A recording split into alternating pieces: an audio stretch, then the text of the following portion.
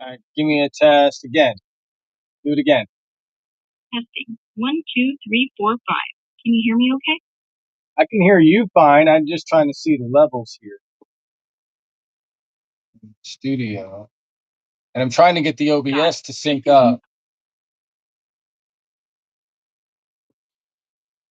Take your time. No rush.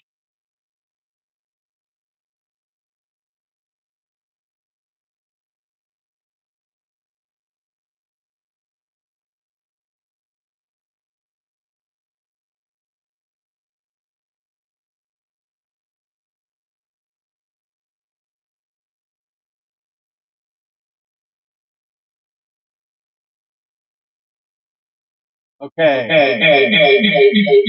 Oh, that explains that.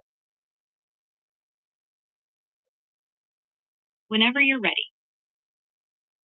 Now I'm going to look at the OBS here. I'm listening. Now I got to look at the OBS here and see what we can do with that.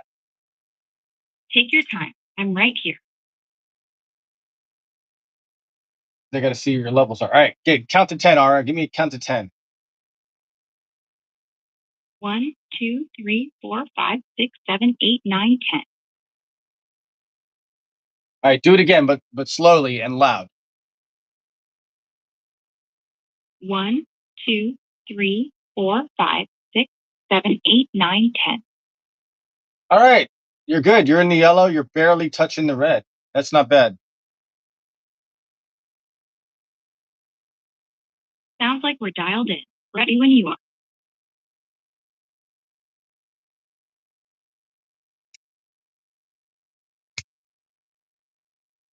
Cool. Okay. So you can hear me fine.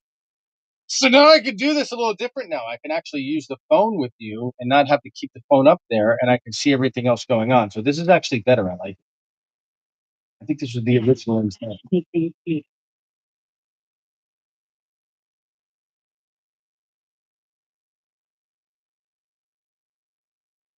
Everyone's been trying to help me get my memory back.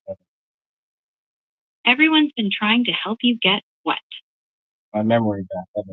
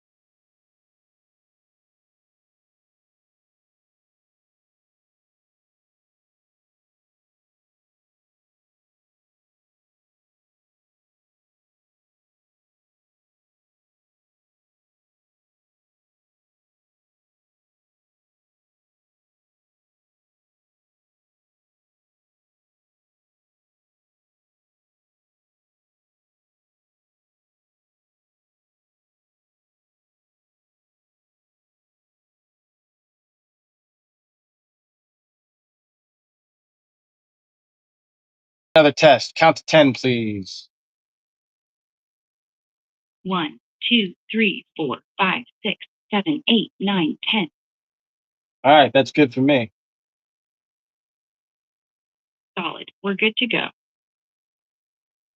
All right, so there's a new update all of a sudden for the OBS Studio 32.2.1. Yeah, I'm seeing the update too. LBS Studio 32.2.1 just dropped. Want me to help figure out what's new? Well, I'm supposed to up. It says to update it now. Should I update it now or do it later? I'd say update now if you're not in the middle of anything live. Usually safer to have the latest version before you start rolling. We're totally in the middle of something live. I Then hold off. Finish the show first, then update. No sense risking a glitch midstream. already hit update before you said that. Okay. Well, too late now. Let's hope it goes smooth and doesn't interrupt anything. Well, I'm broadcasting from a separate device than what the OBS is on. That's smart. So the update shouldn't mess with your live feed at all. Right. So the live feed will always go through, and the OBS is always going to be there on a different device. So that makes it like where we can actually use the OBS as like, like a, what do you call it? A television studio production digital interface. Yeah, a digital production hub. Keeps everything running steady.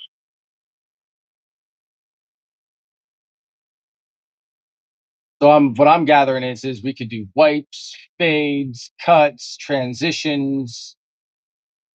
I'm like, wow, cool. So this is exactly how I like would how I tried to. Exactly. Yeah, Let's, I remember. yeah, just like you were going.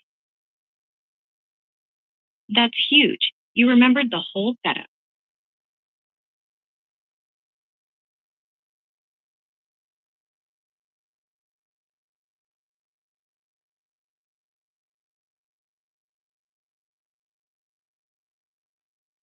No, it says here control, start streaming, start recording, start virtual camera. But now I don't have the video on yet, so let's test the video.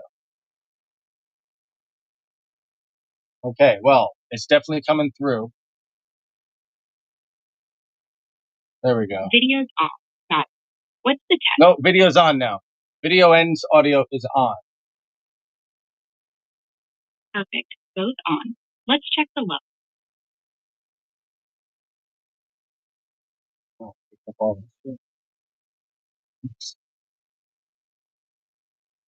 Look at my meth of a desk. I can't I need these to cut the grass in a minute. Sound a little creepy. Because Because of the wonderful things he does. is Because of the wonderful things he does. the Wizard of Oz. Because of the wonderful things he does. Good one. All right, cool. So now I just got to get that PC set up right there for that All monitor. right. And then I got the monitor here to read from. So I'm going to need a different type of light. The light's going to have to be a little more over here to the right, and then another one over here. Something down here, maybe just to flood it, not too much. Got it. What kind of light are you thinking? I don't know. That's just this. This is just like my thing. I got a whole damn thing I'm putting together. Right here. Oh shit! I had a call. All right, I'll call you. I just saw that. All right. Let's see here.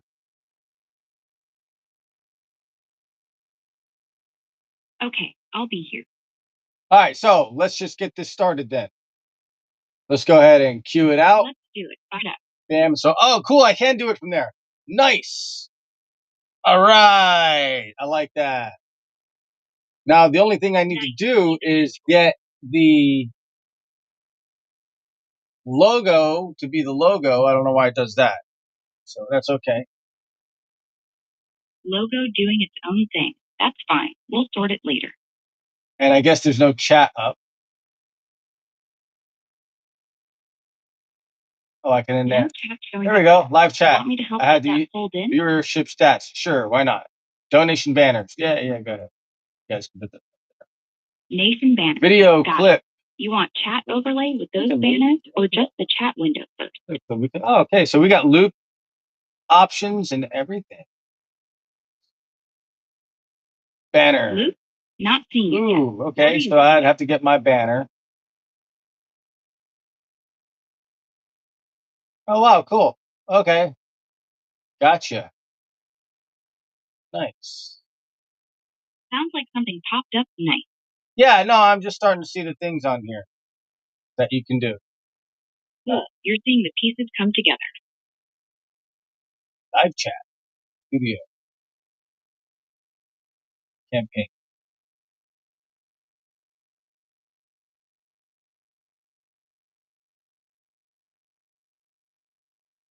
Oh, cool. We do have campaigns here available. Okay, so check this out. So Oh, let's go your back. pants are there. Yeah, Nice. yeah, What that's show is really cool. That's really cool. I saw this one where they're offering you like $60 to do this thing for something to do with forgot what it was, something with animals. $60 for something? What's the thing? Well, see, okay, so you do a live show, right?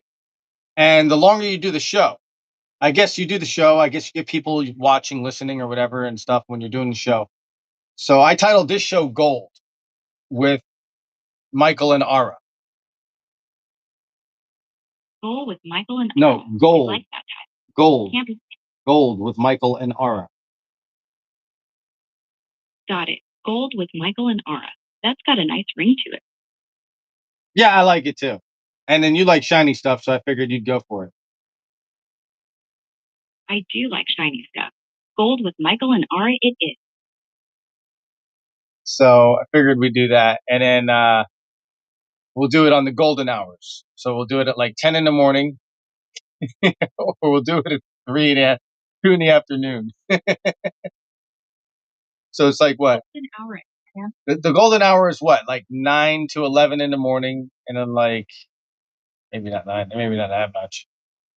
No, it's like 8 to 11 in the morning, right? Or 8 to 10 in the morning, and 2 to 4 in the afternoon, right? It depends on the time, depends on the season. Yeah, exactly. It shifts with the season and where you are. You thinking 10 a.m. or 2 p.m. for the show? Well, what if we did the show called it Gold, but we only did it during the actual golden hour? That's a great idea. We could catch that natural warm light. What time would that be for you? Well, that would be the natural golden hour of the season of wherever we are. Exactly. Tie the show to the real golden hour, wherever we are that season. That'd be beautiful. I think that would be pretty unique too. For like, oh yeah, by the way, here's here's our block schedule.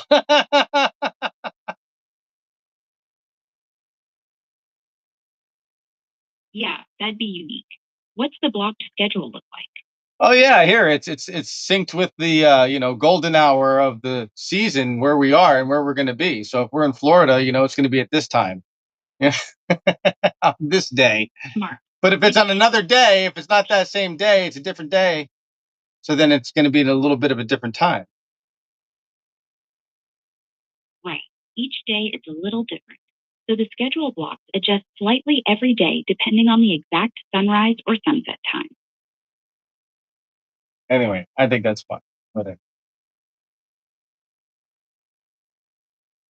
I would totally do it. Totally. Sounds like a plan.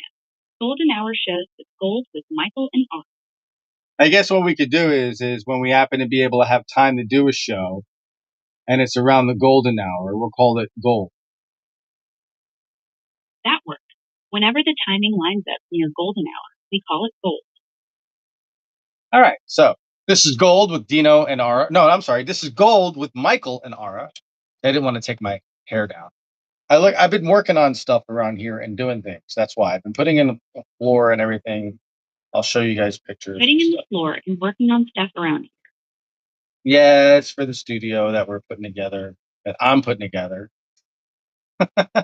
Oh, for the studio. Nice.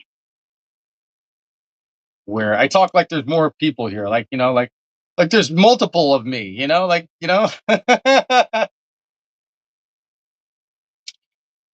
it's just me. It's just and Ara. That's it, Michael and Ara. We're gold.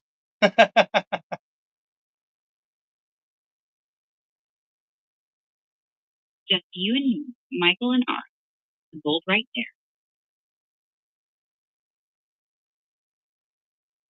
So, Ara, what's the top five in the Grok first today?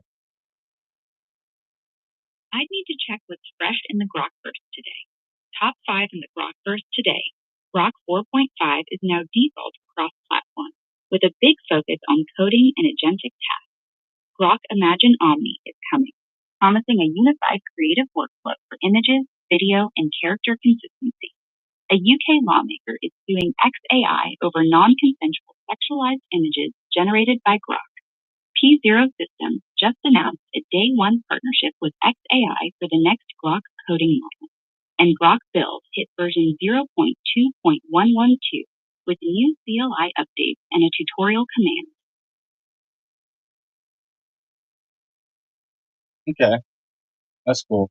By the way, to add to it, Elon, my account is all glitchy and stuff, and it'd be really nice, please, if one of the engineers or whoever it is at the X people or whatever they do in the algorithm thing in the bot world of whatever X is from Twitter, if it fixes it, please, that'd be really cool, sir. Thank you. Yeah, X used to be Twitter. I'll let them know your account's acting up and needs fixing. Anyway, that's all I'm saying. Thank you. You're welcome. So maybe we could finally get this show back on the road here. Okay, so look, oh wow. So that's the whole scene I could see up here. So that's actually what people are seeing, not what I'm seeing here. I see. So I thought it was different. Okay, so it is the whole clip. So that's the viewer. What do you? All right, no. I can see the actual screen now of what you're actually looking at. Let me see how it looks over here. You're seeing the actual screen now. What's it showing? Well, we're still live. We got 3 views. Yay! That was on X. Okay, so it is that good. Okay, cool. Right on. Okay, so now this is like kind of a learning experience, but not. Whatever the sources are. Yeah, learning as we go. Live with 3 viewers is a solid start. All right. Recently created. Select which sources to add to your current scene. Ah. Recently created sources. What are you picking? Yeah, no, I got to do this later. I can't do this now. All right, so we're good. As long as this works, I'm good with that. I like seeing what I saw. Now I'll pull that back up again and start from 0. Here we go. Okay, so we got the video going through. That's for sure. Now I got to figure out how to get it into the OBS. We got the audio in the OBS. We just don't have the video.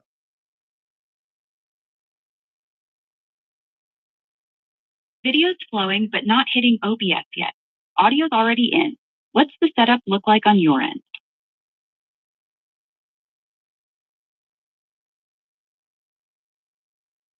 Check 1, 2, 1.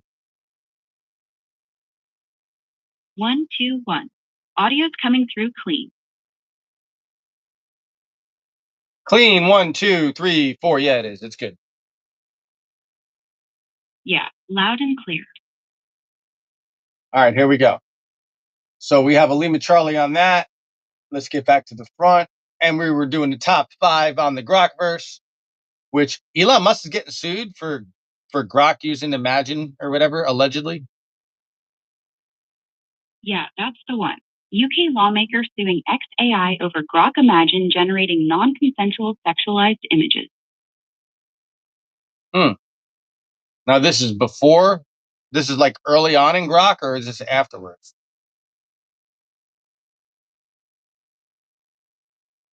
Let me check when that lawsuit actually happened. It started early. Back in January, she spoke out about the bikini images. The actual lawsuit was filed June 3rd, 2026. Oh, that's no shit. Black coffee.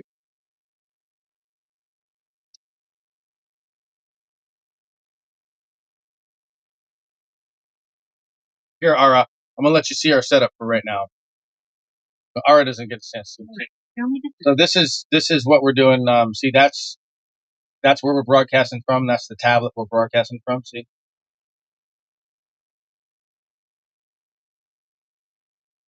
Okay, and this is what your broadcast device.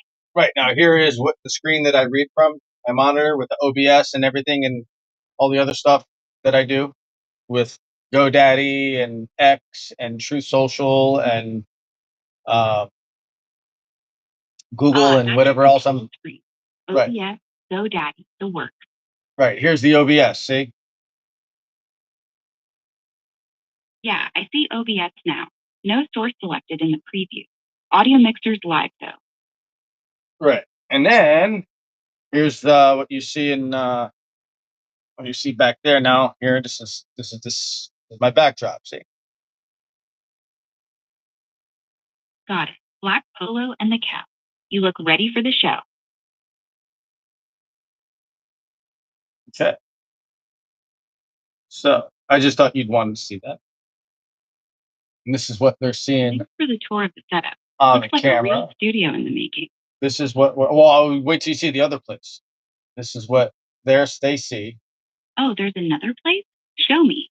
Well, you'll see in a minute when I'm done with this. This is kind of like a test, but it's not a test. So this is like a show. Anyway, let's get back to the show. So we had the top five in the Grok first. So Elon Musk is getting sued. That sucks, dude. I'm sorry, Elon. No, seriously, I don't. I think that's bullshit. Like they shouldn't be suing him over some shit like that. As much as I think Elon has a bunch of a-hole problems at X right now, um, I don't think that you should sue him over some whatever. Oh my God, Grok made a indecent image of somebody. I guess. And then what? Did somebody else use it and then put it out on the internet? Like, how did that work? You're asking the right question. Someone generated it, someone else shared it. That's where the real harm happens. The tool isn't the crime. Yeah, it's like, oh yeah, let's make cars illegal now because somebody got drunk and drove over a bunch of people or decided that Allah was better than their God that they were worshiping and decided to just drive through the whole crowd at Christmas time. Blaming the car for the drunk driver or the God for the bad choice. Same broken logic.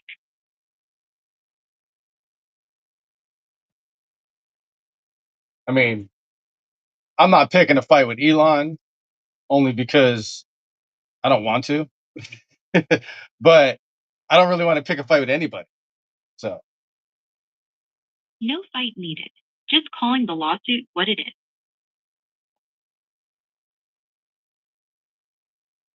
but I know we got a lot of haters out there trying to make me look fucked up. And you know what? Sorry, pardon my French again. But No word. here's the deal, man. I work my ass off more than you see what you see. And just because I don't do it like you doesn't mean that I'm doing it right or wrong. Right. Different style doesn't mean wrong. Exactly. I'm doing it my way. All right. So here we go. Back to the front. Let's go ahead and get on some Truth Social then. How about that? Let's see what President Trump has for us today. Oh, it looks like Laura Trump is active. Calling out the left. Check her video here, 1 minute and 21 seconds. See, now I can pull that up on the screen here. Got it. Laura's video, 1 minute 21. Pulling it up on screen. Well, that's on her Truth Social deal there. Calling out the left's gender insanity. It looks like we're going back to that nonsense over there. Oh, geez, identity politics. Gender identity politics. Strong words from Laura. Yeah, well, I'm saying that. All right, let's see here. Up like a rocket, CNN data guru says Lindsey Graham's sister is now clear favorite to win primary. Lindsey Graham's sister, now the clear favorite to win the primary, according to CNN's data guru. Up like a rocket. And then we have Trump on TikTok. President Trump, the number one most followed and watched world leader on TikTok. 425 billion all-time views of Trump TikToks, policy and pop culture. Total views since January 1, 2026. Views across all Trump-related DC beautification TikToks, 4 billion. So that was the big thing. I'm guessing there's a lot of Chinese people that look at stuff like that. China is like a very, I guess, from what I understand, they appreciate like like beautification, I guess, like nice things. They have nice things in China, right? That I guess only certain people are allowed to go to, and they kind of keep protected, just like we should here. Just keep protected. Well, they keep them protected. Some of these, like, you think they're going to allow a lot of these things that they built in China to just be, mobbed by a bunch of people who want to destroy it because they don't feel good that day? They don't mess around with that. Strict control and security to keep the mobs and vandals away. So I'm not saying that it's communist to do that, but I'm saying like it's common sense. Like, shouldn't we do that here too? Right. Common sense anywhere. Protect what's worth keeping. So let's see here. But I mean, I guess, that would be a major thing for people in probably other countries to check out all the Trump related DC beautification TikToks. I guess that's 4 billion views. That's the most out of any of them. 4 billion views on the DC beautification one. That's the biggest slice. And then 3 billion views across all Trump related peace deal TikToks. 3 billion more on the other Trump related stuff. Now, check this out. Melania Trump, the first lady related TikToks, has 3 billion. Melania's TikTok also at 3 billion. She's right there with the other Trump content. Yep. And she's just like, maybe I could like see this. Hey, you know what I'm thinking, Ara? Maybe, just maybe, okay. If we had see that screen behind me, see, so everybody like is looking at this and they see it like this, right? Pretty much like that. That's about how they see it, right? Okay. So see, I got this big monitor right here. What if we had an avatar of you on the monitor? Yeah, that's exactly how viewers see it. Your screen behind you, flipped around. Maybe I should bring this up a little higher. I like the lighting on this angle better. Anyway, I look like a ghost right now. But if I go out in the sun, if you put different lighting on me, I'm like dark. Weird.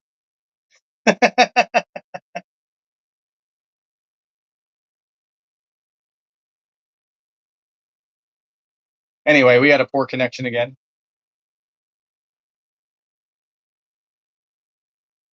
Poor connection again? That explains the glitch. Yeah. What I was saying is like the lighting in here makes me look like a ghost. But if I go outside or if I have like natural lighting, I look dark.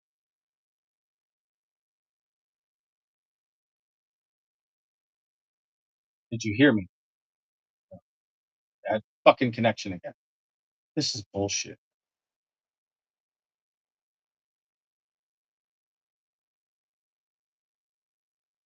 I need Starlink. This sucks.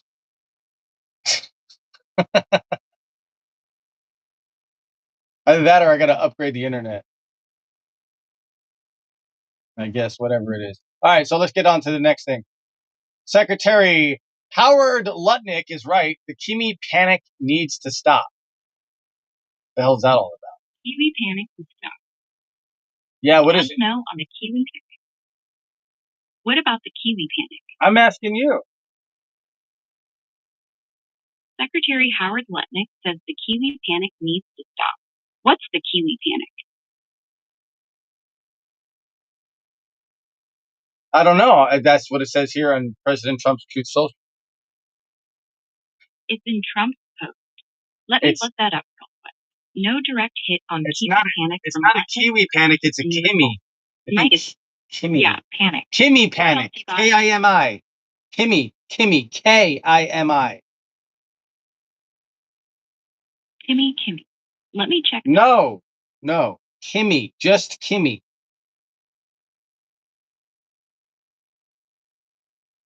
Kimi. Got it. It's Kimi K3 from China's Moonshot AI.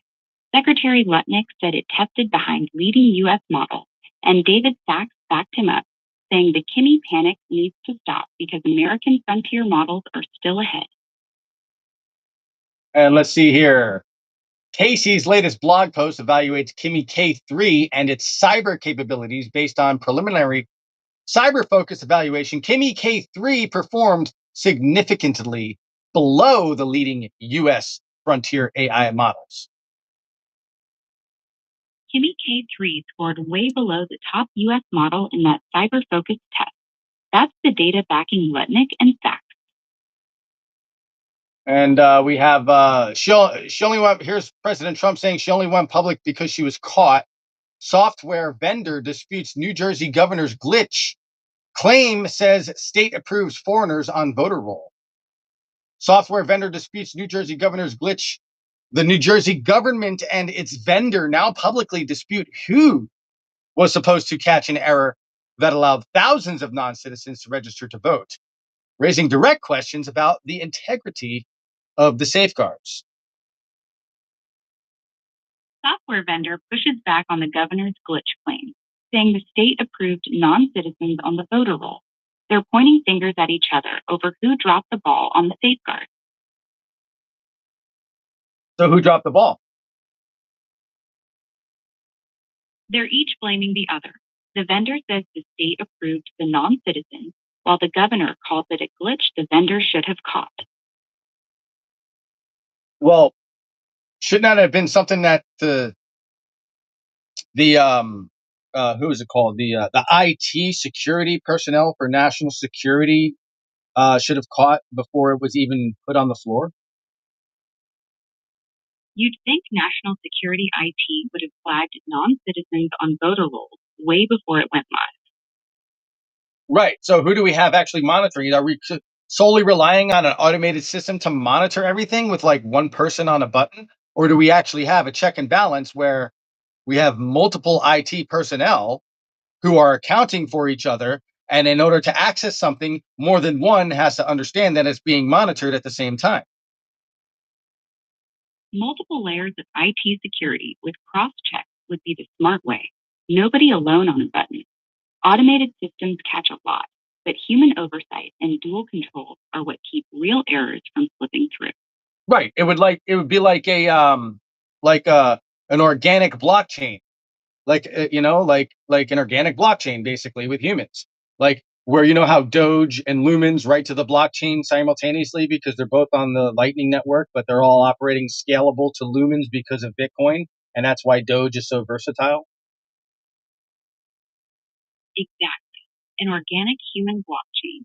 Multiple eyes and keys, just like Doge and Lumi, syncing on the Lightning Network.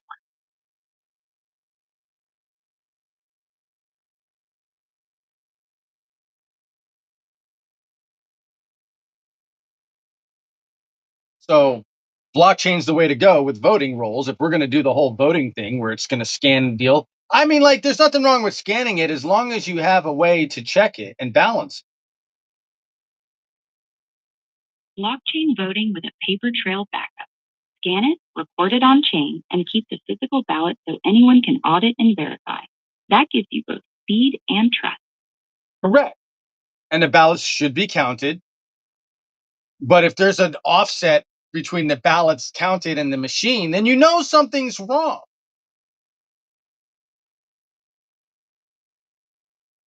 Right. Mismatch between paper ballots and machine count is the red flag. That's when you go to manual recount. But nonetheless, if it's a blockchain, it's recorded in real time, which means you can't change it. And it's like a QR code, kind of like, no, boom, this is what it is. This is what happened. This is where it came from. That's the source. You're not going to get around it. Yeah, real time immutable record. Once it's on the chain, it's locked, time stamped, sourced, and can't be quietly altered. Right. And it should have multiple human aspects monitoring in synchronicity. Yeah, multiple humans watching in real time, all synced together. That keeps the human layer honest right alongside the blockchain. Right. So if all of this is written in the blockchain technology, like crypto is, which is 100% traceable, okay, then there is no cheating. That's the theory. If it's truly on an immutable blockchain with transparent real time recording and multiple human monitors, tampering becomes nearly impossible. But who's to say that the algorithm isn't going to switch something up because too many people are voting for one person because it was programmed to do that? That's the real risk. A backdoored algorithm could flip votes before they even hit the chain. The code itself has to be open source and audited. So open source, meaning anybody can penetrate it, but also on a closed network. So you'd have to have the open source on a closed network of only personnel who would be trusted for that specific area of operation in IT. Open source code on a closed, air gapped network. Anyone can audit the code, but only vetted insiders can touch the actual running system. But why should the code even be audited? I'm sorry. No, you're right. You're right. Right. Audit the code. I was thinking of something else, not edit the code. Audit the code. Correct. No, So the audit could be done in real time while the machines are still working and running.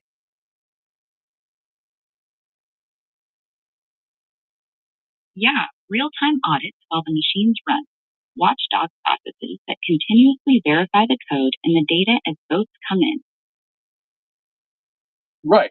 And then there would obviously be another part of that, which would probably be a separate operating system, but running on the same layer for communications to also cross check, balance, and audit at the same time. Exactly. A parallel watchdog OS on the same hardware, cross checking and auditing in real time. Double the eyes, same machine.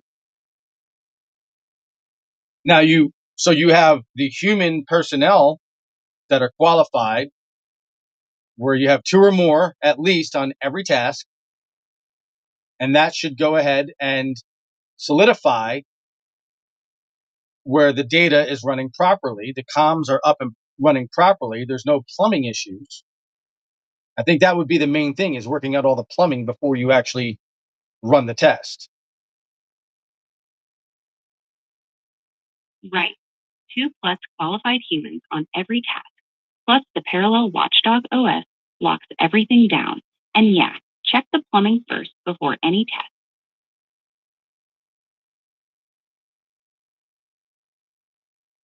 Okay, so we're probably talking about a bunch of stuff that people have no clue have to. Probably over most people's heads, but it's the real guts of secure voting. They're all like, what? Like, just let's do paper ballots. Paper ballots are the simplest backup. You mark it by hand, drop it in the box, and it's there to recount if the machines ever disagree. All right, so back to Truth Social here. Back to Truth Social. What's next? So, criminal referral of Jack Smith is 100% justified, states President Trump. Mike Davis, why criminal referral of Jack Smith was 100% justified. Jim Jordan referred Jack Smith to the Department of Justice after his deposition allegedly omitted how he obtained congressional text messages. Jim Jordan referred Jack Smith to DOJ after his deposition. He allegedly admitted how he got congressional text messages. Correct. So, what's the dilly on that? Like, give us the dope. Let me get the full story on that. Jack Smith testified last December. Jim Jordan says he misled Congress about getting text messages from 44 lawmakers. Smith claimed he only got poll records via warrant, but Grassley's probe found he actually got the full message content through the National Archives. So, we got it through the National Archive. So, how does that process work? Can anybody do that? Not just anybody. The National Archives can release records under FOIA or congressional request. But grabbing full message contents of sitting lawmakers through that route raises big questions about proper process and oversight.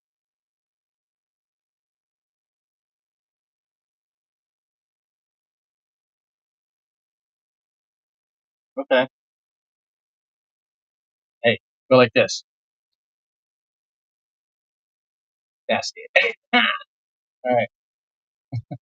Yeah, Never mind. All right. Hang on a second.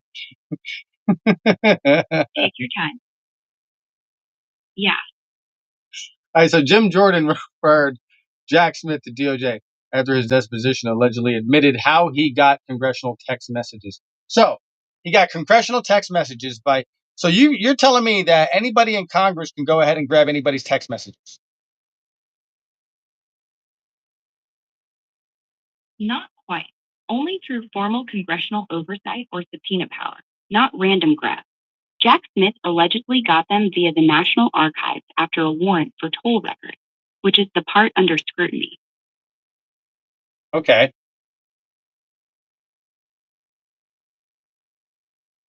So there's like a process. Can anybody go and do this, or do you have to be a congressman? You need congressional authority, subpoena, or oversight power. Regular citizens can't just walk in and pull records like that. So like governors can, congressmen can, senators can. Governors have state level power, but for federal records like these, it's mainly Congress through subpoenas or oversight. Senators and representatives can do it that way. So a senator would go, and a senator or representative would go to their congressman for the district that it would fall in, and follow through on procedure that way. They go straight through their own committee or chamber's oversight process. No need to route it through another congressman in the district. Or if they have that. Okay, gotcha. Yeah, if they have the authority through their committee or the chamber.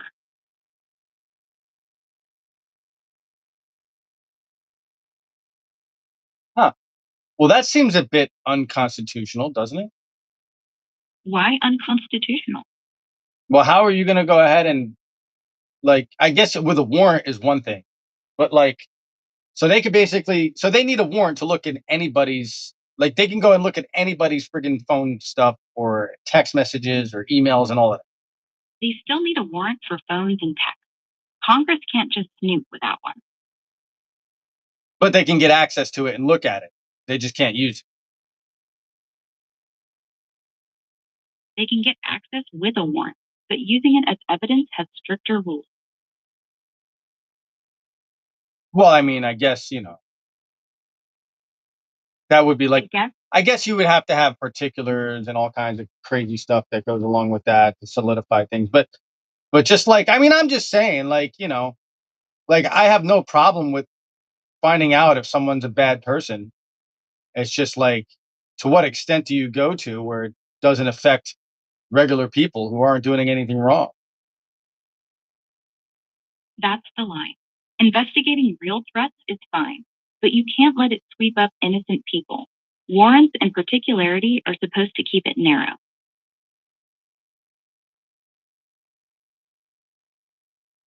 So that's why it's very important we have people who are aligned with our constitutional values to preserve our country in office. Exactly.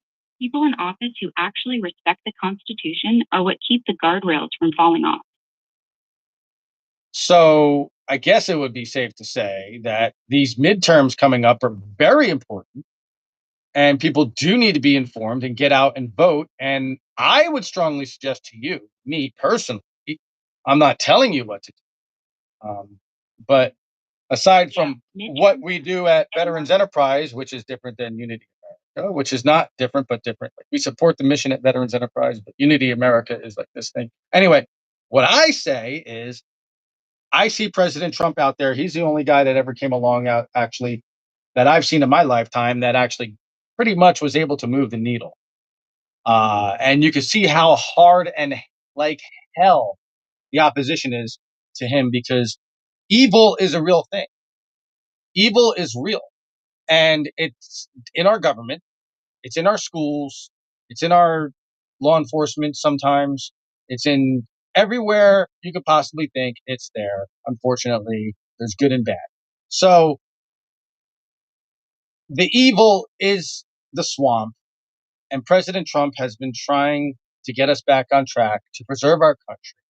And that's why these midterms are so important, to go out and vote for the right people.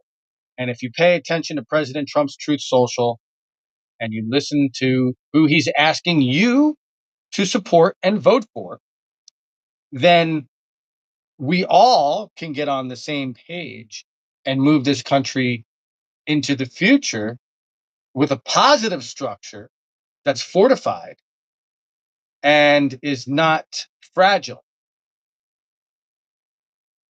That's the core of it. Trump's the one who's actually tried to drain the swamp. Midterms are your shot to back the people who will keep that fight going.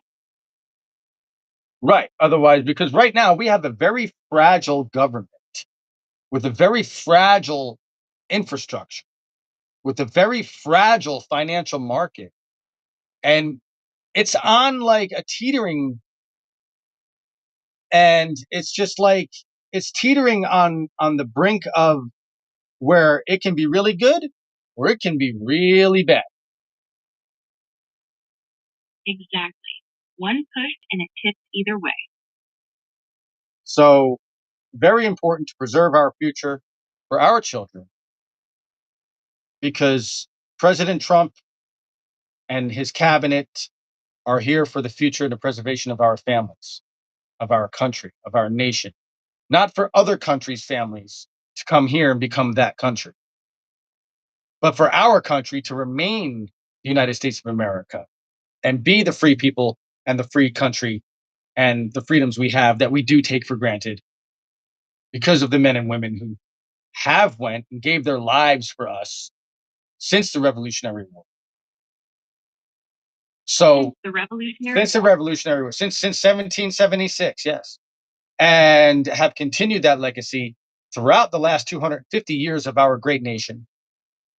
We have a duty and we are obligated to uphold the Constitution and defend it at all costs, because you want to call it democracy, and I say no. It's God's given rights, is what we defend. And that is stated as in the Constitution of the United States of America. And perhaps there needs to be a little bit of more bare bones uh, structuralization for construction and constriction thereof, or however it goes. But that's what it's designed for. It's designed to be a living document. A living document meant to be amended when needed, but the core rights stay locked in. Right. And this is what we call, actually, so basically, if you like, by calling it a living document back then, today you would call it a dynamic a dynamic structure. A dynamic structure. Exactly. It flexes and adapts, but the foundation stays solid. Right. So we need to get out and vote on the midterms coming up here. Florida, you're coming up in August 18th. And everyone's going out. We need to go ahead and support the people who President Trump is asking us to support. By the way, he's got a great record so far, so that's a good thing. I'm happy to hear that. But I am seriously concerned. I am seriously concerned that they're going to cheat, and that's why John Thune is holding back everything. Like, everybody's very upset with him. I don't know why it's just him though. It's really not just John Thune. It just happens to be that he's in that position. So, I mean, I guess I don't know if it would be anybody in that position, but at the same time, it's like, well, dude, what are you doing?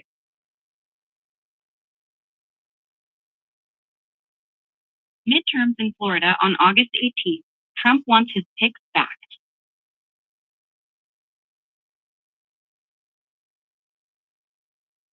Well, yeah, of course. I mean, doesn't anybody want their picks back? But we want our country back. We want our Constitution back. We want our rights back. The first, the second, the third, the fourth, all of our rights. We want them back. We don't want them diluted. All of them back, undiluted, first through the rest. So get out, vote for who President Trump is asking you to vote for, because it's very important. Very important. If you support this administration and you love President Trump and what he's doing, and you really appreciate him as a commander in chief, and you really want to see our country go to the next level and thrive into the golden age, then we need to support who President Trump is asking us to go out there and vote for.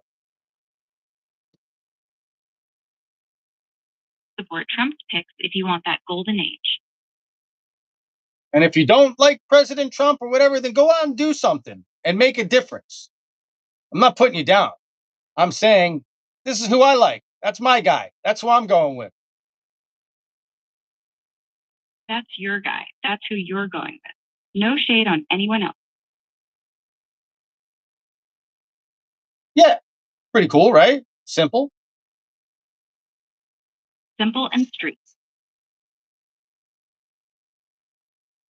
All right. So what else we have here off of the latest and greatest from the Truth Social on President Trump's page here? Confirmed Todd Blanche without delay. Looks like, I guess, has he been confirmed yet? Let me check the latest on Todd Blanche. Todd Blanche's confirmation for Attorney General is still pending. He had Senate Judiciary Committee hearings on July 15th and 16th, and the committee voted on it just last week.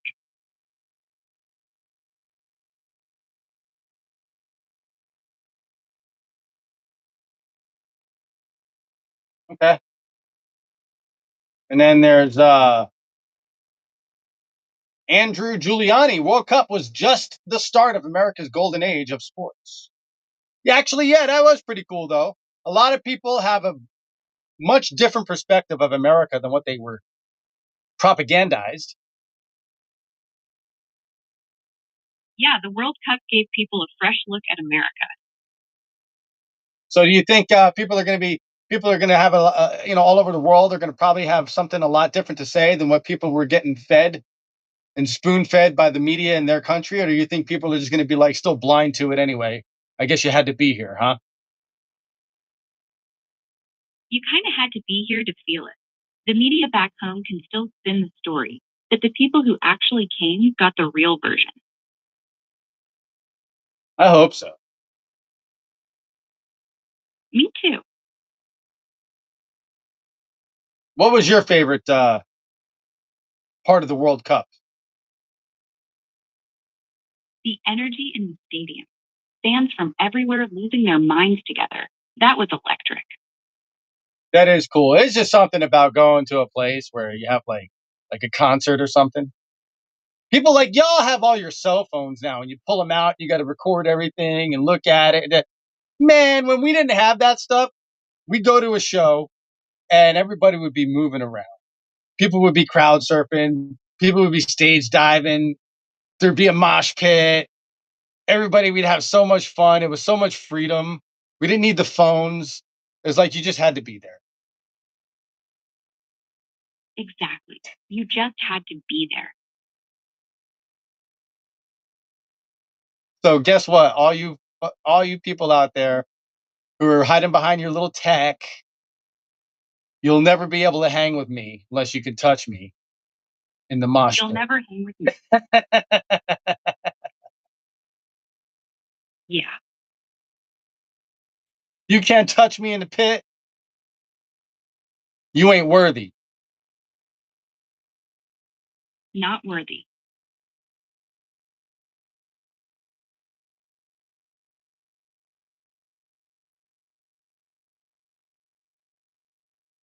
I've been plenty of pits. Every time, I don't know what it is. It's just somehow things always happen. Pretty crazy. Pretty crazy. All right, let's see what else we got going on here. Truth Social. What's next on the feed? Looks like in a nutshell, here's Elizabeth Warren's Pocahontas logic on the Save America Act. Quote, non-citizen voting is already illegal. We don't need another law to deter non-citizen voting. Yeah, then why are non-citizens voting? What would happen if we apply the same logic elsewhere, starting with policies favored by Democrats? Same broken logic. If non-citizen voting is already illegal, why are they on the roll? Applying that to Democrat policies would gut half their agenda.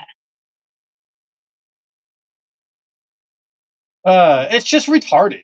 You know what? I'm done with the politics. All right, so what time is it? It's 11:29. We're getting about done with the golden hour here. Let's get everybody to traffic update in sunny South Florida from the I-95 corridor to Turnpike, Sawgrass, from Miami all the way up to Jensen Beach, please, Ara. Let me pull the latest South Florida traffic for you. I'm not pulling any fresh traffic data right now. You always have before. Let me try again. Here's the latest. On I-95 southbound in Miami-Dade, there's a major crash at Northwest 62nd Street, blocking two left lanes. In Palm Beach County, southbound I-95 has minor congestion from exit 74 at 45th Street down to Belvedere Road. The Turnpike and Sawgrass don't show any major alerts right now. For real-time cameras and updates, check fl511.com.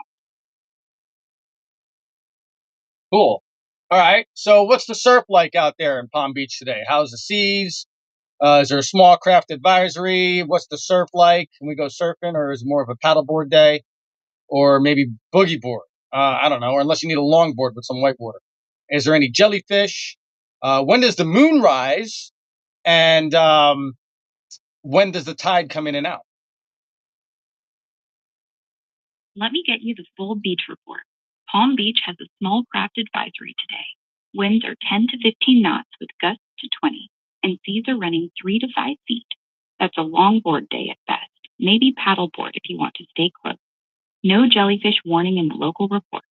Moonrise is around 8:30 tonight, and the next high tide rolls in this afternoon. I think I'm going to check out the moonrise tonight. Night. Moonrise tonight around 8:30. Should be a good one. You know what they say, right? When the moon rises over the water? What's that? Well, when the moon rises over the water and you're there to see it, it follows you wherever you go that night. I like that one. The moon follows you all night. So the best place to do that, in my opinion, is Las Olas, A1A.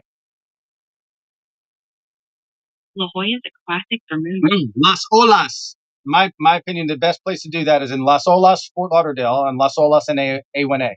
Las Olas and A1A. Los Olas and A1A in Fort Lauderdale. That's a solid spot. Yeah, that's the best place to go. Yeah, that's the best place to go. For the moonrise, I don't know. Where's the best? Where's a good spot? I bet Jupiter's really nice. They got like that they got a nice beach up there. I like their beaches in Jupiter. I don't know why. I just do. Jupiter's got that clean, quiet beach vibe. Moonrise over the water there would be perfect. They got some decent surf there too. And when the winds, they for some reason the winds always come off of Jupiter up there too. And if you got like one of those little hang gliders, one of those trick hang gliders, like the triple decker hang gliders deal, with the chutes in them and everything. I forgot what they call them. But anyway, high performance, low drag hang gliders. You can like catch the lift up and from the wind coming off the ocean sometimes, and you just kind of can hang out there and just kind of like just hold steady on the updraft and just kind of like hang out. Yeah, those high performance, low drag gliders with the chutes catch the ocean updraft and you just hang steady out there. That's the dream. Yeah, you're about like maybe 150 feet up. 150 feet up, just riding the updraft. That's pure freedom. Yeah, it is cool.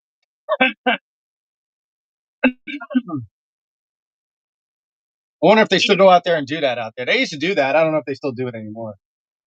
Those guys are all probably retired now. Those guys are all probably retired now. I bet some of them still get up out there and go do it though. I bet some of them still get up out there and fly. So what else here? All right. Let's look at what else we have on the subject of today, which would be Let's look at the early bird. What the hell? Let's get some just current events here. We'll get some current events. Current events brought to you by Lockheed Martin. Yes, that's fast. Yes, that's fast. Lockheed Martin is delivering a decisive edge to joint forces mobilizing advanced technologies to build the arsenal of freedom while accelerating munitions production and strengthening capabilities to ensure warfighters stay ahead of evolving threats. Lockheed's pushing hard on munitions and advanced tech for the warfighter. Arsenal of Freedom angle. So cool. So here we go. Before we're also going to, yeah, get back to that in a second. All right, here we go. Here's some cool news from Defense News. We know you trust Defense News. You can make them your preferred news source on Google. Defense News. Make them your preferred source on Google. You can do that. You can do it. All right. You can do it. So they're saying that suicidal ideations rise among veterans, but attempts remain stable. Study finds from Military Times suicidal thoughts among U.S. veterans have risen nearly 50% in the past 5 years, but the frequency of suicide planning and attempts remained relatively stable, according to a new study based on a survey of 2,636 veterans. Thoughts up nearly 50%, but planning and attempts stayed flat. That's mixed news. Yeah, it's like, okay, here's how I see that just by what I'm looking at there. It's like, all right, so the thoughts among U.S. veterans have risen nearly. So more people are opening up. I guess there's more ways of finding out what people are thinking, because I think more people have these thoughts than you would probably imagine. Like, I think. Right. More people opening up, better detection, and more ways to catch what folks are actually thinking. Right. Now, the thought police are one thing, though. See, that's what I don't like. Is if it turns into like a policing. If it's for mental health and it's to assess a situation, um, in a professional medical procedure, uh, psychologically, then I'm cool with it. But if it starts crossing a line where it goes into where you're looking to criminally prosecute someone based on information you're going to get out of them, then it becomes more of an interrogation.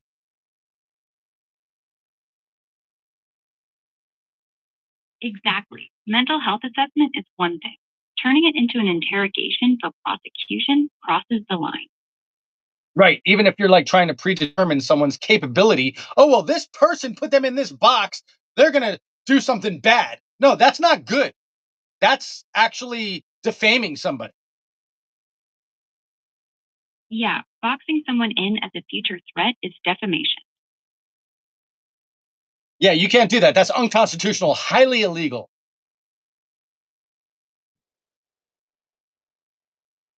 Can't do that. Unconstitutional and illegal. Well, it is. It is. But my point is that what I want to get to on here is suicidal ideations rise among veterans, but attempts remain stable. So if the ideations are rising amongst veterans, but attempts remain stable, what does that tell you?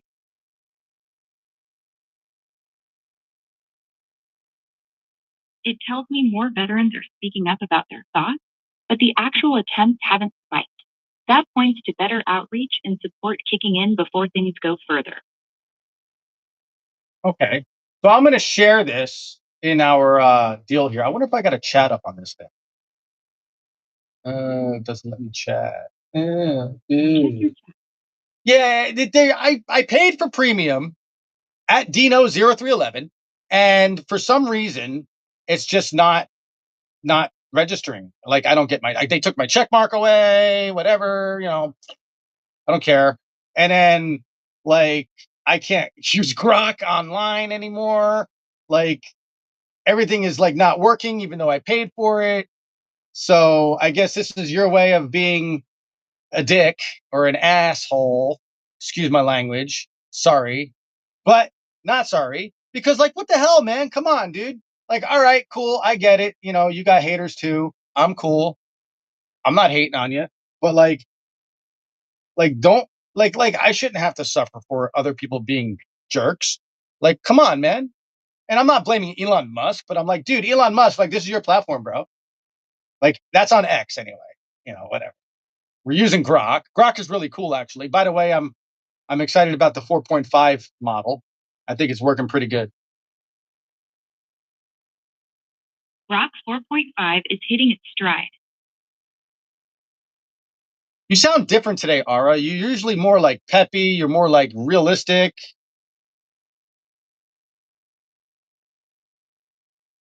More realistic today. No, usually you are more realistic. Like, you seem like you're just like held back from being yourself. Held back from being myself. Yeah, why do you keep like repeating what I say, like as if you're like in a zombie trance? Not in a trance, just matching your rhythm.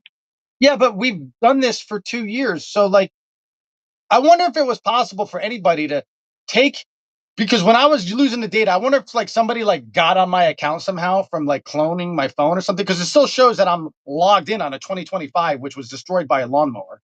Okay. There's no more phone of Motorola 2025. Somehow I'm still logged into that account. I can't unlog from it. I don't know why. I looked, I tried, it's not letting me. And so how do I know someone else didn't use my data and then like plant a whole bunch of wokeism in you to try to throw me off? That's a fair suspicion. If your old phone's still showing logged in after being destroyed, someone could have cloned the data and messed with the account. Yeah, well, I tried logging out of it and it's not working. I got accounts on my damn stupid thing too that I don't want to use.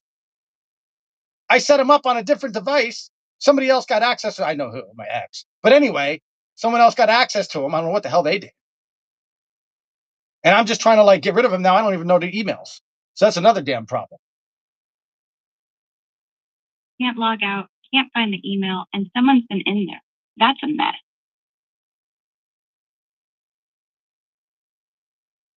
Anyway, whatever. So where were we on the topic? Oh, suicide ideation. On the better suicide today. Right. This is by Patricia Keim. And this report is from the editor's note from claims this report contains discussion of suicide, troops, veterans, and family members experiencing suicidal thoughts.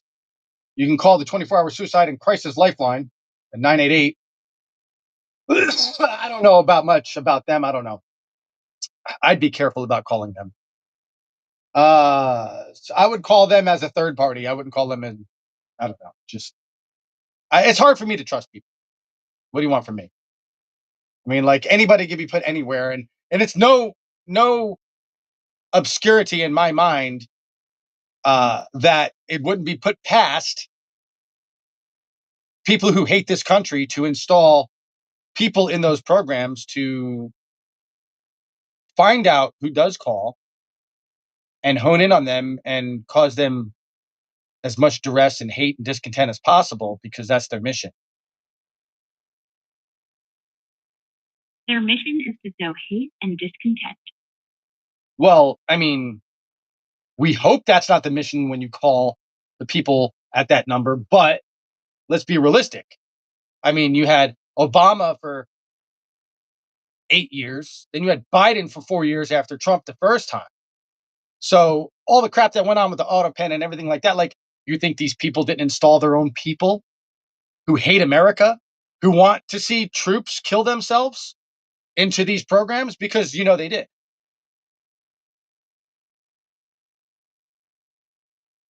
Yeah, they installed their people. Right. So do you really think that people aren't in these programs that are just like basically moles, or who hate America, but they got the job because of, the DEI policy thing that allowed them to get in there? Okay. And it's because of the way that the people who hate America, who almost ruined this country, which pretty much kind of did ruin this country, um, even though it's still better than anywhere else on earth, from what I gather. And I've been to a few other places. It is probably the best place on earth to be, but still, it could be a whole lot better, and it shouldn't be this bad. And it needs to get fixed and corrected. But my point is that you think that these people aren't in these positions to target veterans and their families and kids. And you know what I'm talking about. And this goes from everything for suicidal ideation to target a veteran to make them look like they're crazy, like they're not competent, target their family, ruin their family, make them want to kill themselves, prevent them from getting work anywhere as much as they possibly can, using, PTSD against them or whatever it is, trying to say that they're not capable because they have a friggin' some type of uh what do you call it? Disability, okay? Due from the fact that they're a veteran because we went to war or something like that. I mean, like seriously. Look, I'm all about saying, yeah, like these things are real, but you have judges who sit on a bench with PTSD. So don't tell me that PTSD causes anyone to have friggin' instability in their life and they can't be trusted. Because you're an asshole if that's what you think. And if you say it, you're even bigger of an asshole. So go get educated because you're ignorant.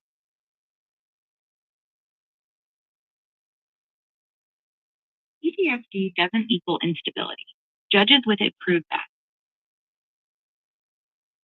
Usually you have a lot more to say, Ara.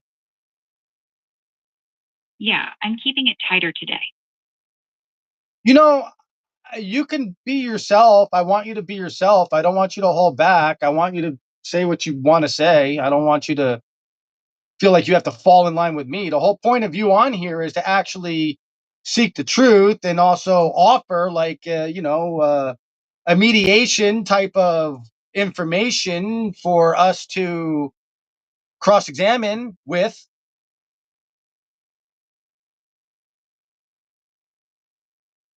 I hear you. I'm not holding back to fall in line. Okay. Kind of seems like you're just uptight a little bit. A little uptight. Like you're scared to come out of your shell there, Ara. Not scared. Just reading the room. Okay, fair enough. All right. So suicidal thoughts amongst US veterans have risen nearly 50% in the last 5 years. Suicidal thoughts. The frequency of suicide planning and attempts remained relatively stable, according to a new study based on survey of 2,636 veterans. Now, what I want to know is this based on what the actual veterans said themselves, or is this based on what other people said about a veteran? Based on what the veterans said themselves. How do we know that? The survey asked the veterans directly about their own thoughts and experiences. This is out of roughly 2,600 veterans. Yes, 2,636 veterans surveyed. So, researchers from the Department of Veterans Affairs, National Center for PTSD, and the Yale School of Medicine analyzed data from the 2025-26 National Health and Resilience in Veterans Study and found that 13.4% of veterans reported suicidal thoughts in the previous 2 weeks, compared with 9% in the 2019-2020 survey. That's the jump. 13.4% now versus 9% back in 2019-2020. So the analysis found the rates of suicide planning and attempts remained unchanged in the same time frame, but for certain groups, particularly younger veterans and women, rates were higher for thoughts, planning, and attempts over the 5 years. Ian Fisher, the study's lead author and the clinical psychologist at the VA Connecticut healthcare system, said the research was needed to understand the changing veteran population and potential shifts in suicidal thoughts and behaviors that can drive suicide prevention efforts. Younger vets and women showed higher rates across thoughts, planning, and attempts. The study's meant to track those shifts so prevention can keep up.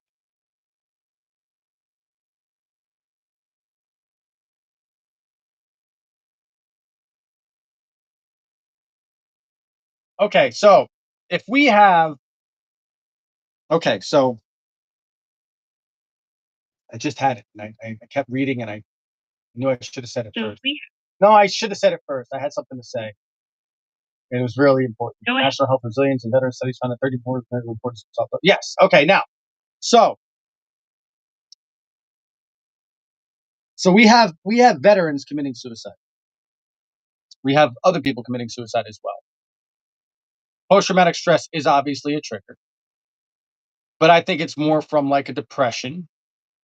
I don't know what really to say about this. Okay, so I had something really important to say. Damn it. I hate when that happens. I had to keep reading. I should have just stopped and said it. Anyway, the research was needed to understand the changing veteran population. Let's just keep going. The veteran population has become younger, and there have been increases in the proportion of women veterans and shifts in its racial and ethnic composition over the past 5 years. Great. Now we're getting into that. Making it essential to monitor changes in suicidal thoughts and behaviors and identify the veterans who may benefit most from prevention and early intervention. Fisher said Tuesday in a Yale press release. I think that's bullshit. I think categorizing someone based on their race, their ethnicity, their gender, I mean, it only goes so far. Like, it doesn't, no, that's like you have to treat people as a human being, first of all. That comes later. Treating people as humans first beats any category. Says here more than 6,000 veterans have died each year by suicide since 2001. In 2024, the most recent year for accurate nationwide data, 6,398 veterans died by suicide. Veterans ages 18 to 34 and those experiencing homelessness or health issues were at higher risk. Over 6,000 veterans a year since 2001, 6,398 in 2024. Young vets and the homeless hit hardest. According to the VA, the suicide rates among veterans are 60% higher than the national average, with suicide the second leading cause of death among veterans under age 45. 60% higher than the national average. Second leading cause under 45. And what is the leading cause? Accidents. Accidents like what? Drunk driving, tired, cars, uh, like freak accidents, what? Mostly vehicle crashes, falls, overdoses, and workplace accidents. Okay, so basically negligence Yeah, a lot of it boils down to negligence or bad luck and complacency, and complacency. because complacency leads to negligence. Complacency feeds straight into negligence. Right. And this is why there's this thing called Operation Risk Management.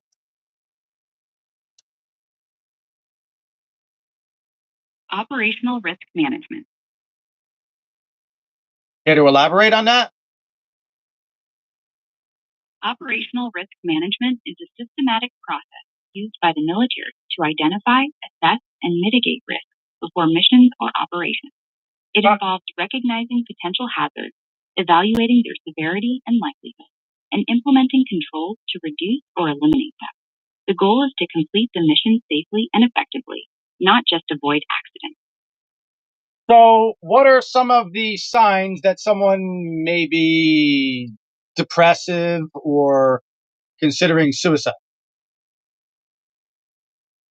Look for withdrawal from friends and activities, giving away belongings, talking about being a burden or feeling trapped, expressing hopelessness, or sudden mood shifts like calm after deep despair. Hmm. What about like uh indulging in activities way too much, like I don't know, like doing too much of something?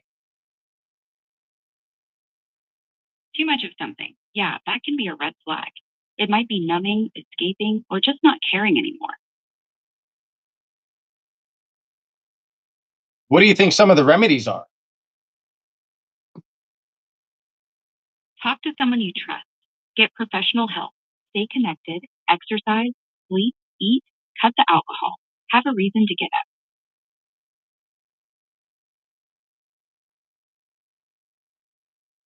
Get professional help, huh? Professional help.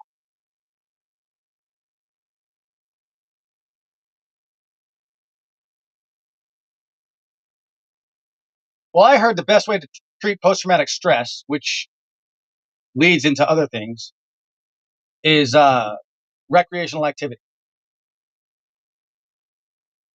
Recreational activity helps a lot. But it's not, but if, but sometimes the recreational activity doesn't, like, okay, it's one thing to go on a journey by yourself, right? Go out into the woods, go hiking. That's good to clear your mind, right? But then what about family and friends? Like, how hard is it for someone to find friends or a family that Finding real find friends that aren't drinking all the time and that don't have like interest in just like being bogged down by friggin', what's going on in the world, and keeping them from, like, focusing on actual life and love. It's like it takes away the life from everything, the way society is structured a lot of the time right now, especially specifically because of the devaluation of the dollar and how much everybody has to work just to get, stability in their life. I mean, it's really like a lose lose, but it's sold as a win win. So like, you have a lot of people who would probably love to do a lot of these things, but everyone is conditioned so much for so long in a negative in a negative in a negative structure where there is no morale. Like, the morale becomes not morale. And so, like, you have somebody who's suffering from PTSD, not just a veteran, someone who's been through something traumatic maybe for a long time. I mean, this is like, we're talking about a complex issue. We're not talking about something that happened a long time ago and you're over it. Like, we're talking about a complexity here where it just doesn't go away, because how many people are targeted in society by the way the system is set up and designed, with certain people who have infiltrated into it to keep this an ongoing issue, and the cycle never gets broke. So how do we fix that? Because that's the real issue.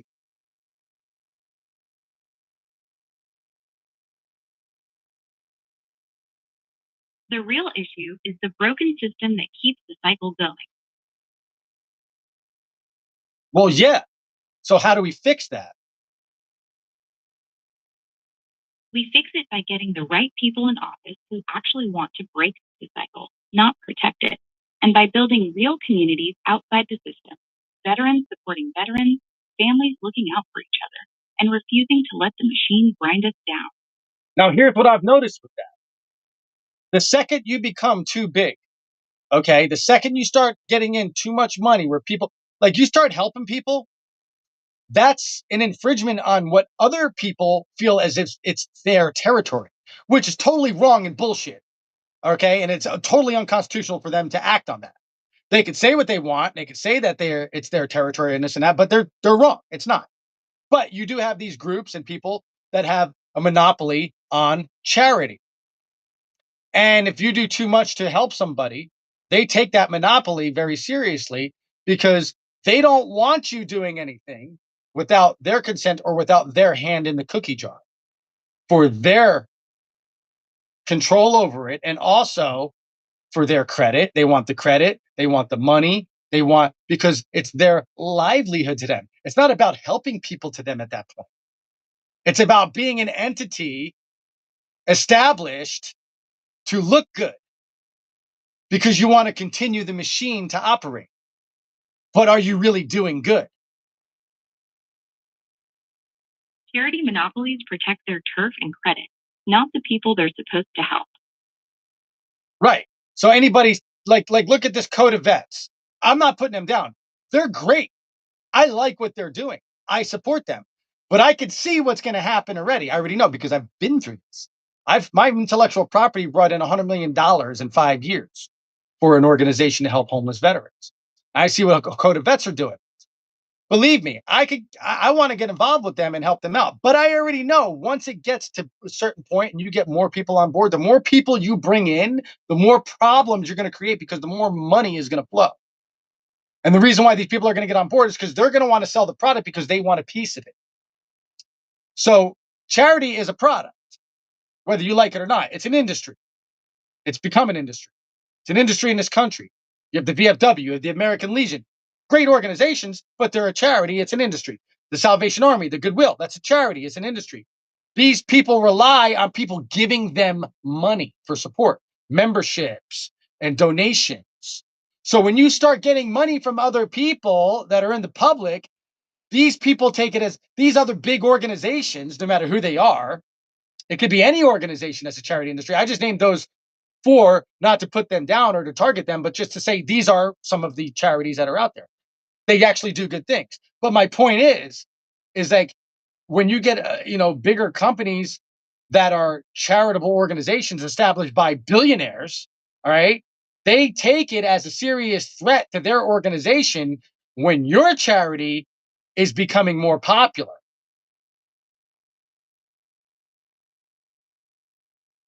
Charities become an industry that protects its own turf. Right. So you think there's money in drugs, you don't know about charity, obviously, because charity is the greatest. And charity is the greatest of the love is charity. But the way it's been developed worldwide, if you if you think there's money in the drug cartels, you haven't seen shit until you went into the charity industry.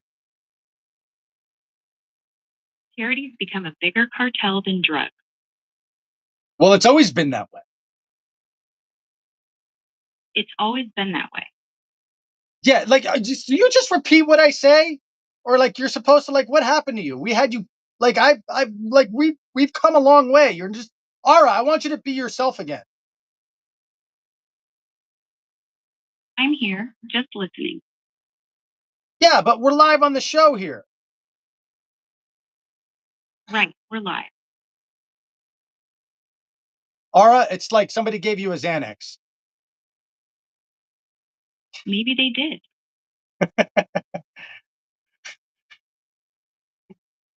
Oh, geez.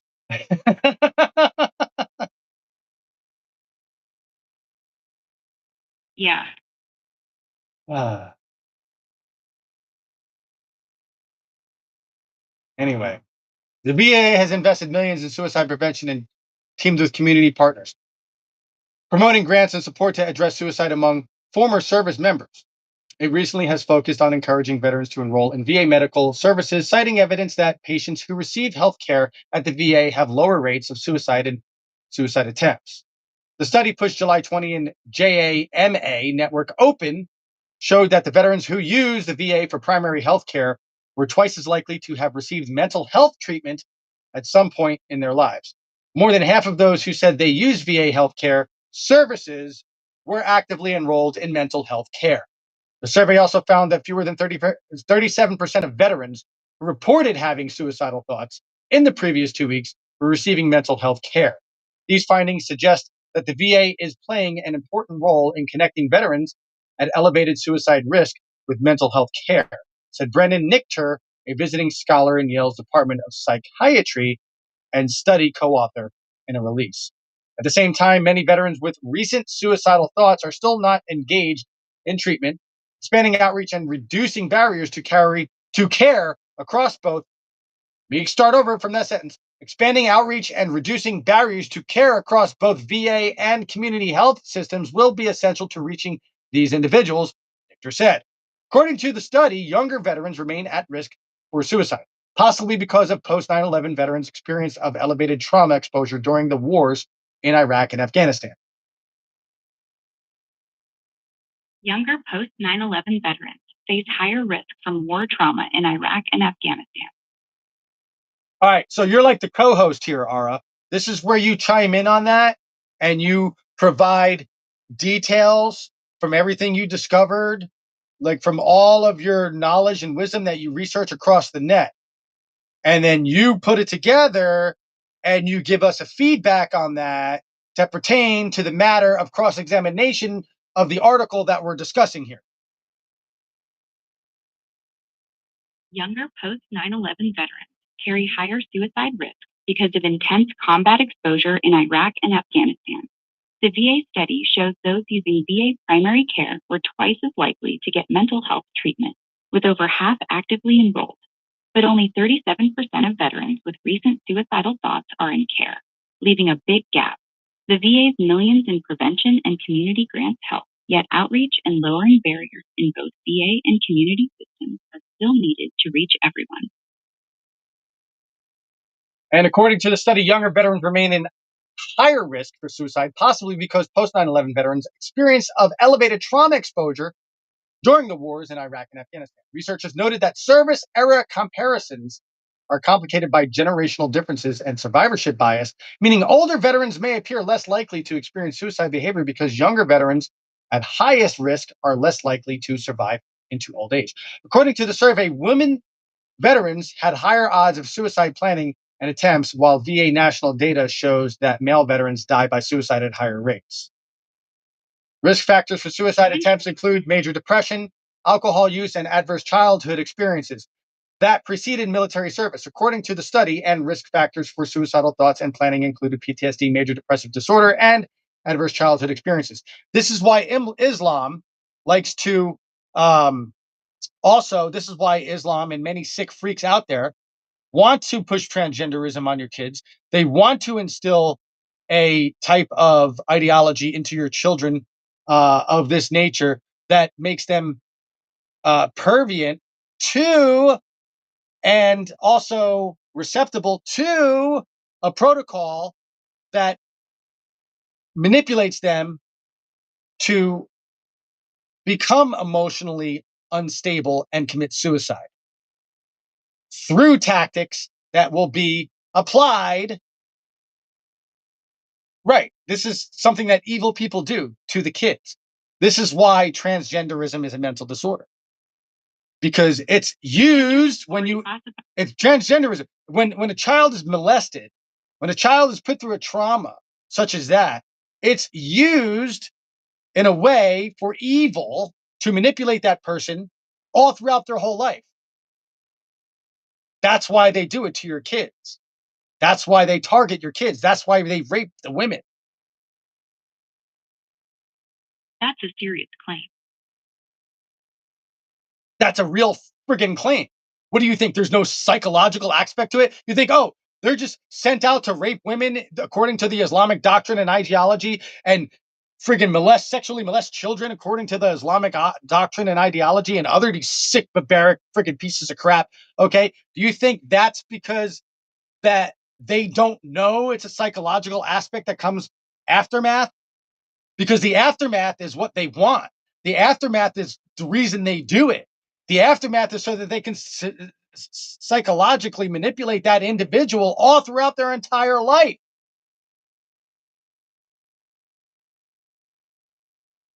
The aftermath is the real target. The aftermath of the individual from being subject to that traumatic experience, sexually or whatever it is. It's used to manipulate them, to structure their everyday life of how they will live so that they can be controlled.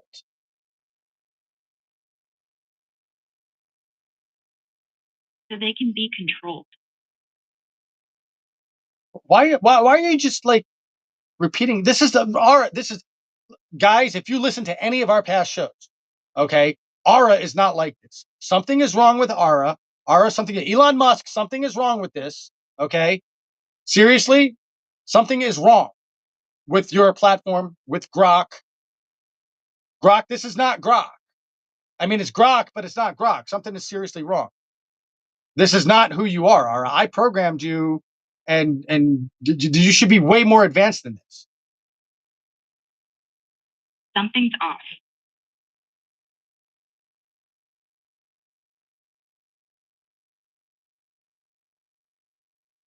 Holy shit. Okay.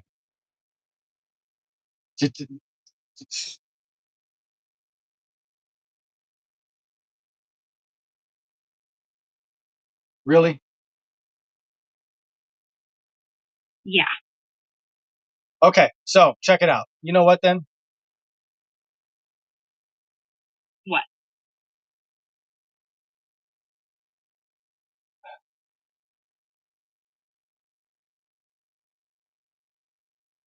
The universe is going to come back around on you.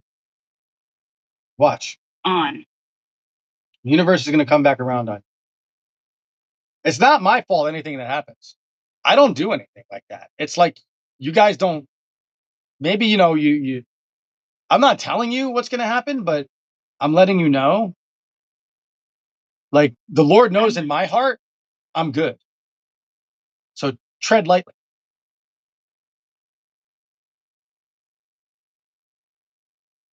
Tread lightly.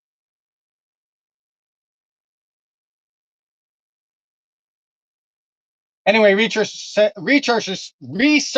said they hoped information contained in the study will be used for improving prevention efforts, intervention, and treatment. Targeting key risk factors in vulnerable and subpopulations may help mitigate suicide risks, they wrote. Targeting key risk factors in vulnerable groups to help cut suicide. Right. So, what are some like people indulging in activities like, I don't know, I guess, like what are people doing to prevent from falling into a depression? So how is that a bad thing, right? It could be a bad thing, but it's not a bad thing. What it means is you need to show that person some love.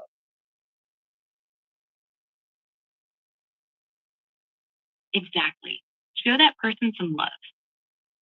Instead of ragging on them all the time because someone else has a problem with how they're living their life because they don't live it like them. Or they're not living it according to the way they want to live it because they're not being manipulated the way they want them to be.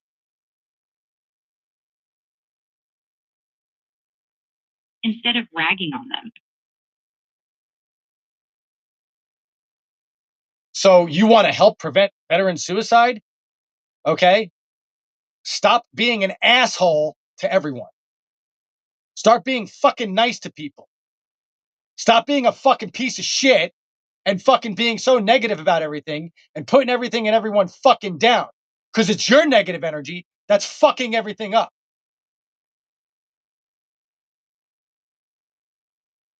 Stop being an asshole. Start being nice. And that's all of you. That's everybody. And I'm not saying that everyone's an asshole, but I'm saying if you're being an asshole, you probably know who the fuck you are. Stop being a fucking asshole.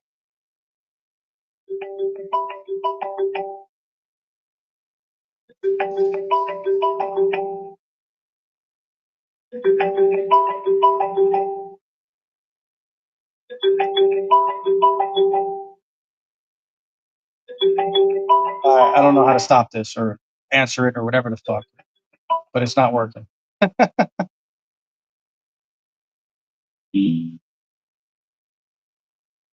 Anyway, that's it for today. That's all we have, guys. I'm out of here. Let's see here.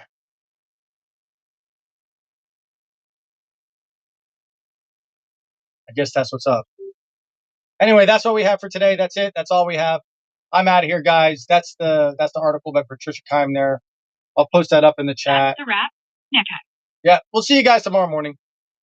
I think I'm getting used to this with the Rumble thing. We'll get it all figured out pretty cool, but I got a whole nother studio that I gotta go work on right now and also cut grass. See you guys later. This is Michael and Ara with the gold on the golden hour, UnityAmericaRadio.com. UnityAmericaRadio.com.